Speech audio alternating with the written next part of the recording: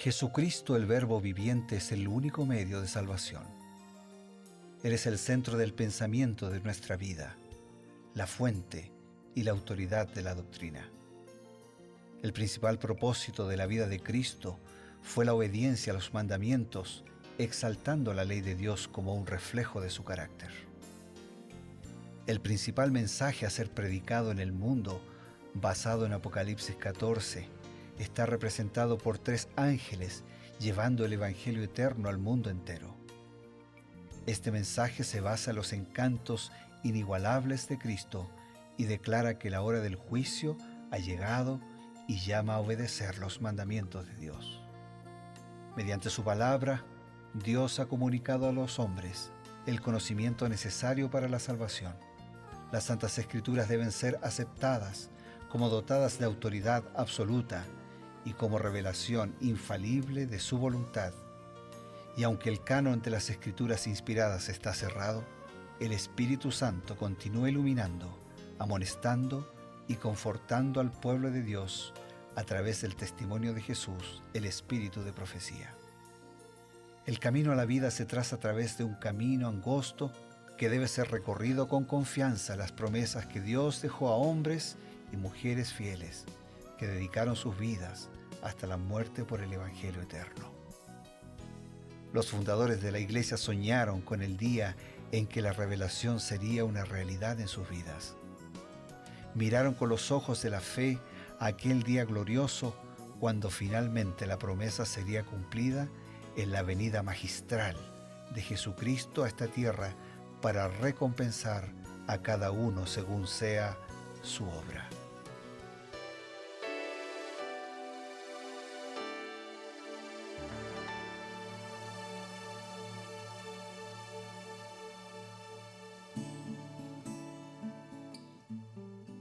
Una vez más, amigos, nos encontramos aquí en la señal de Nuevo Tiempo. Creed en sus profetas, su programa que le presenta la inspiración bíblica y con el complemento del espíritu de profecía. Para esto tenemos siempre la grata compañía del pastor Bruno Razo. Y estamos aquí, Pastor Eve, porque creemos que creyendo en Dios estamos seguros y creyendo en sus profetas somos prosperados. Hablando de la prosperidad, los reyes de Israel y de Judá anhelaban la prosperidad, ¿no? Y la buscaban por diferentes medios. Con cada ascenso, el rey tenía la oportunidad de tomar decisiones si iba a buscar la prosperidad por su propio camino o bajo los principios que Dios ya había establecido. No es que era algo nuevo, sino que cada rey conocía, pero la diferencia entre un rey y otro es que algunos sí deseaban hacer la voluntad de Dios y otros deseaban hacer su propia voluntad, ¿no? Asciende al reinado de Judá un nuevo rey, Ocosías. Así que la pregunta que viene acá, ¿cuál es el rumbo que decide tomar el nuevo rey? Elena de White en Profetas y Reyes contesta esa pregunta y lo hace de esta manera. Jorán, hijo de Acab, reinaba todavía en el reino de Israel cuando su sobrino Ocosías subió al trono de Judá. Ocosías reinó solamente 1 año y durante este tiempo, bajo la influencia de su madre Atalía, quien le aconsejaba obrar impíamente, anduvo en el camino de la casa de Acab e hizo lo malo ante los ojos de Dios. Vivía todavía su abuela Jezabel y él se alió audazmente con Jorán de Israel, su tío. Nosotros vemos aquí las alianzas que él hacía, ¿no? Claro. No eran alianzas que armonizaban con el plan, con la voluntad de Dios. Y yo puedo todavía complementar un poco más esta declaración, continuando con la lectura de esta manera. Ocosías de Judá no tardó en llegar a un fin trágico. Los miembros sobrevivientes de la casa de Acab fueron en verdad, después de la muerte de su padre, los que le aconsejaron para su perdición. Mientras Ocosías visitaba a su tío en Jezreel, Dios indicó al profeta Eliseo que mandase a uno de los hijos de los profetas a Ramot de Galad para ungir a Jehú, rey de Israel. Las fuerzas combinadas de Judá e Israel estaban entonces empeñadas en una campaña militar contra los sirios de Ramot de Galad. Jorán había sido herido en batalla y había regresado a Jezreel, dejando a Jehú encargado de los ejércitos reales. O sea que cuando uno hace alianza, ¿no?, con personas totalmente rebeldes y opuestas al plan y a la voluntad de Dios, termina identificándose y practicando esa rebeldía. Y también no solo come del alimento, sino come de las consecuencias de ese alimento. Y eso es lo que le pasó a Ocosías, por eso su reinado fue tan corto y tan lleno de malos rastros. Sin duda, ahora Jehú había sido llamado por Dios para poner orden en el pueblo de Israel, ¿no? Jehú había ascendido al trono de Israel. Mientras tanto, Ocosías estaba en el reino de Judá al sur. Por esa división que se había hecho. Claro, hacía, ¿no?, casi un siglo atrás, y no había realmente acuerdo entre esas dos casas, podríamos decir, la casa de Israel y la casa de Judá. Y entonces Dios decide utilizar a un hombre valiente, valeroso, como Jehú, para reorganizar las cosas en su pueblo. Y bueno, nosotros vemos que Jehú toma algunas acciones que llevan a cabo el propósito de Dios para el pueblo de Israel. ¿Cómo terminó el reinado de Ocosías? ¿Qué nos dice el Espíritu de Profecía? Elena de White escribió: después que fuera proclamado rey por el ejército, Jehú se dirigió apresuradamente a Jezreel, donde inició su obra de ejecutar a los que habían preferido deliberadamente continuar en el pecado e inducir a otros a hacer lo mismo. Fueron muertos Jorán de Israel, Ocosías de Judá, Jezabel, la reina madre, con todos los que habían quedado de la casa de Acab en Jezreel, así como todos sus príncipes, todos sus familiares y sus sacerdotes. Pasaron a cuchillo a todos los profetas de Baal, a todos sus siervos y a todos sus sacerdotes que moraban en el centro dedicado al culto de Baal cerca de Samaria. Los ídolos fueron derribados y quemados, el templo de Baal quedó en ruinas. Así extinguió Jehú a Baal de Israel. Así hay toda una familia y toda una dinastía de abierta rebelión, de abierta oposición, de combativa oposición a los planes de Dios.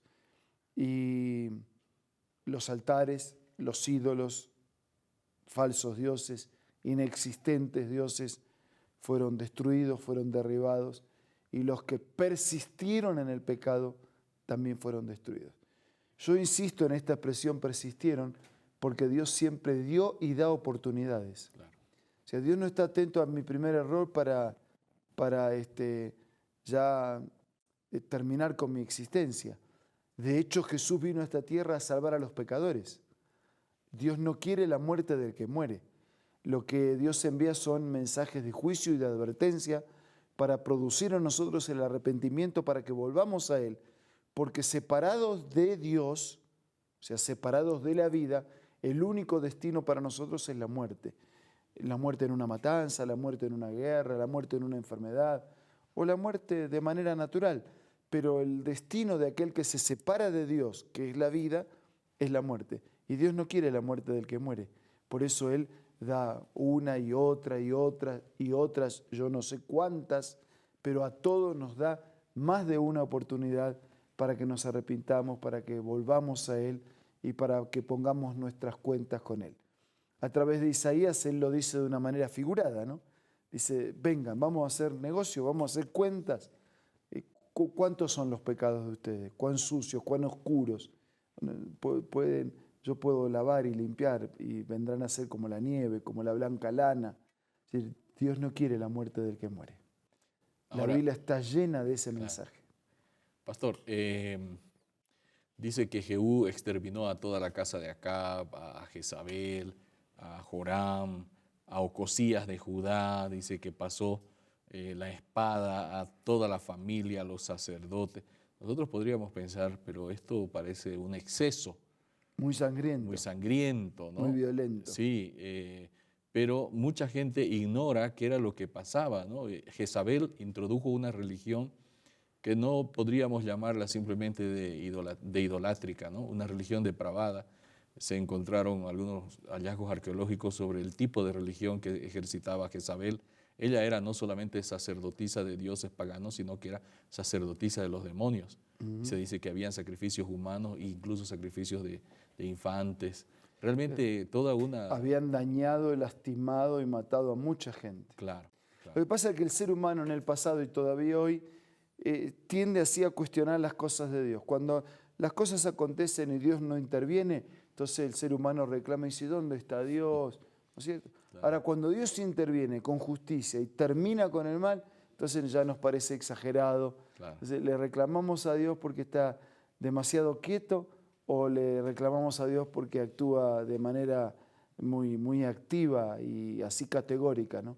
Pero como tú lo mencionaste, la maldad que ellos habían hecho era tan grande, el perjuicio, la influencia, el daño, las muertes, que Dios tuvo que intervenir así de manera categórica, anticipando el juicio.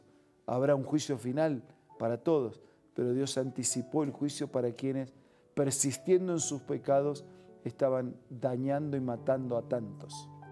Gracias, pastor, por esa explicación. Realmente nosotros vemos que muchas veces las preguntas que le hacemos a Dios, Señor, ¿por qué no actúas o por qué has actuado de esta manera? Todo tiene su explicación y la verdad es que un día, por la gracia de Dios, también vamos a poder aclarar todas esas dudas.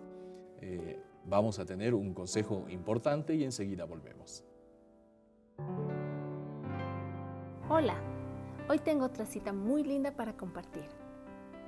El Dios del cielo luchó consigo mismo entre dejar que el hombre culpable pereciera o entregar a su cariñoso hijo para que muriese por la raza humana.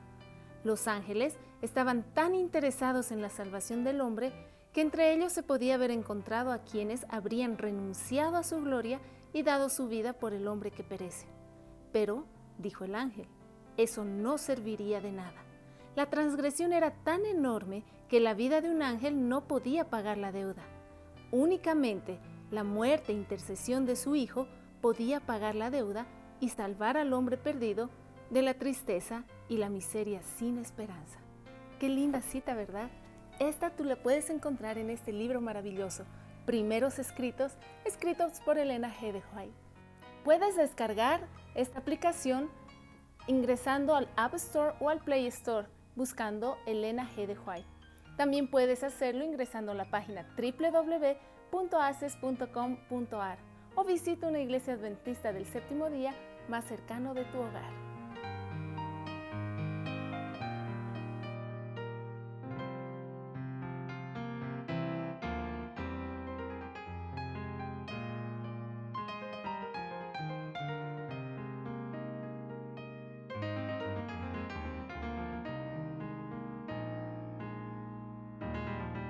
Retornamos, amigos, para poder presentarles una invitación más y también pedir la bendición del cielo.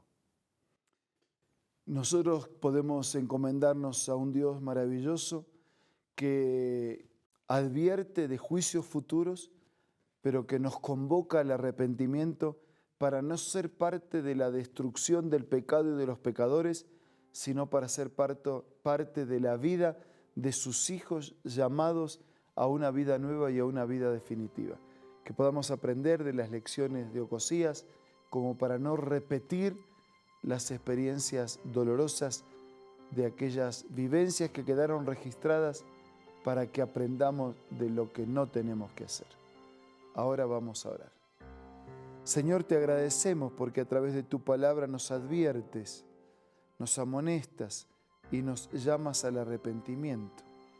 Que podamos aprender de los errores y pecados del pasado para no repetirlos, y que podamos aprender de tu amor presente, que es el mismo ayer, hoy y por los siglos, que nos convoca al arrepentimiento y una vida nueva. Bendice a todos nuestros amigos y hermanos, te lo pido, te lo agradezco en el nombre de Jesús. Amén. Amén. Esto ha sido Creed en sus profetas. Nuestro encuentro, como cada día, tenemos siempre el compromiso de volver el día de mañana a través de Nuevo Tiempo. Hasta entonces.